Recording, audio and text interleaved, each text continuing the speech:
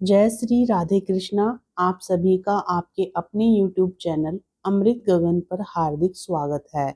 मित्रों, आज आप सुनेंगे ऋषि पंचमी की व्रत कथा। ऋषि पंचमी का व्रत पंचांग के अनुसार भाद्रपद मास के शुक्ल पक्ष की पंचमी तिथि को मनाया जाता है। इस दिन ऋषि मुनियों को याद किया जाता है क्योंकि जगत में सबसे महान कार्य होता है। प्रत्येक जीव जंतु और मानव की रक्षा करना, सनातन धर्म में सभी का मान सम्मान करना, सभी की सुरक्षा करना हमारा पहला कर्तव्य होता है। ऋषि पंचमी का त्योहार भारत के सभी राज्यों में अलग अलग तरीके से सप्त ऋषियों को याद करने के लिए किया जाता है। यह त्योहार भाद्रपद गणेश चतुर्थी के अगले दिन किया जाता है। ऋषि पंचमी का व्रत सुहागिन महिलाओं को विशेष रूप से रखना चाहिए। ऋषि पंचमी का व्रत करने से महिलाओं को संसार के सभी सुखों की प्राप्ति होती है। इस दिन महिलाओं को व्रत का पूरा लाभ प्राप्त करने के लिए भविष्य पुराण में वर्णित ऋषि पंचमी की कथा का श्रवण और पठन जरूर करना चाहिए, तभी उनका व्रत पूर्ण होगा। तो आइए पूर्ण श्रद्धा के साथ ऋषि पंचमी व्रत की इस कथा का श्रवण करते हैं। प्रेम से बोलिए सर्व देवी देवताओं की जय। युधिष्ठिर ने प्रश्न किया, हे देवेश, मैंने आपके श्रीमुख से अनेकों व्रतों का श्रवण किया है। अब आप कृपा करके पापों को नष्ट करने वाला कोई उत्तम व्रत सुनाएं। राजा के इन वचनों को सुनकर भगवान श्री कृष्ण जी बोले, हे राजेंद्र, अब मैं तुमको ऋषि पंचमी का व्रत सुनाता हूँ, जिसको धारण करने से स्त्री समस्त पापों से छुटकारा प्राप्त कर लेती है।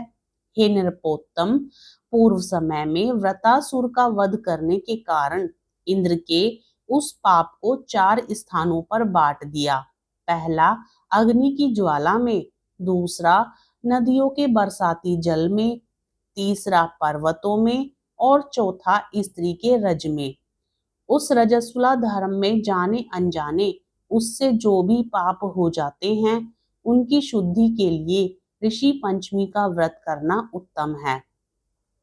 यह व्रत समान रूप से चारों वर्णों की स्त्रियों को करना चाहिए। इसी विषय में एक प्राचीन कथा का वर्णन कहता हूँ। सतयुग में विदर्भ नगरी में सयंजीत नामक राजा हुए। वे प्रजा का पुत्रवत पालन करते थे। उनके आचरण ऋषि के समान थे। उनके राज्य में समस्त वेदों का ज्ञाता, समस्त जीवों का उपकार करने वाला सुमित्र नामक एक कृषक ब्राह्मण निवास करता था। उनकी सती जयश्री पतिव्रता थी। ब्राह्मण के अनेक नौकर चाकर भी थे। एक समय वर्षा काल में जब वह साध्वी खेती के काम में लगी हुई थी, तब वह रजस्वला से हो गई। हे राजन, उसे अपने रजस्वला होने का भास हो गया, किंतु फिर भी वह घर गृहस्थी के कार्यों में लगी रही। कुछ समय के पश्चात दोनों स्त्री पुरुष अपनी अपनी आयु भोगकर मृत्यु को प्राप्त हुए। जयश्री अपने ऋतु दोष के कारण कुतिया बनी और सुमित को रजस्वला स्त्री के संपर्क में रहने के कारण बैल की योनि प्राप्त हुई। क्योंकि ऋतु दोष के अतिरिक्त इन दोनों का कोई और अपराध नहीं था, इस कारण इन दोनों को अपने पूर्व जन्म का समस्त विवरण याद रहा। वे दोनों कुतिया और बैल के रूप में रहकर अपने पुत्र सुमित के यहाँ पलने लगे। सुमित धर्मात्मा था और अतिथियों का पूर्ण सत्कार किया करता था। अपने पिता के श्राद्ध के दिन उसने अपने घर ब्राह्मणों को जिमाने के लिए नाना प्रकार के भोजन बनवाए। उसकी स्त्री किसी काम से बाहर गई हुई थी कि एक सर्प ने आकर रसोई के बर्तन में विष उड़ेल दिया। सुमित की मां कुतिया के रूप में बैठी हुई यह सब देख रही थी। अतः उसने अपने पुत्र को ब्रह्म हत्या के पाप से बचाने की इच्छा से उस बर्तन को स्पर्श कर लिया। सुमित की पत्नी से कुतिया का यह कृत्य सहा न गया और उसने एक जलती लकड़ी कुतिया को मारी वह प्रतिदिन रसोई में जो झूठन आदि शेष रहती थी उस कुतिया के सामने डाल दिया करती थी, किंतु उस दिन क्रोध के कारण वह भी उसने नहीं दी। तब रात्रि के समय भूख से व्याकुल होकर वह कुतिया अपने पूर्व पति के पास आकर बोली, हे नाथ, आज मैं भूख से मरी जा रही हूँ। वैसे तो रोज ही मेरा पुत्र खाने को देता था, मगर आज उसने कुछ भी नहीं दिया।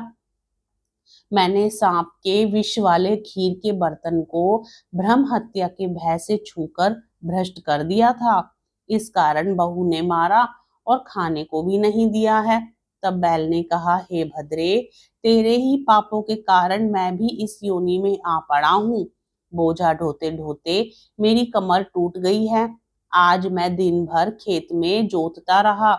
मेरे पुत्र ने भी आज मुझे भोजन नहीं दिया और ऊपर से मारा भी खूब है। मुझे कष्ट देकर श्राद्ध को व्यर्थ ही किया है।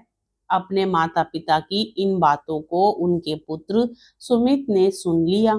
उसने उसी समय जाकर उनको भरपेट भोजन कराया और उनके दुख से दुखी होकर वन में जाकर उसने ऋषियों से पूछा, हे स्वामी, मेरे माता पिता किन कर्मों के कारण इस योनि को प्राप्त हुए और किस प्रकार उससे छुटकारा पा सकते हैं।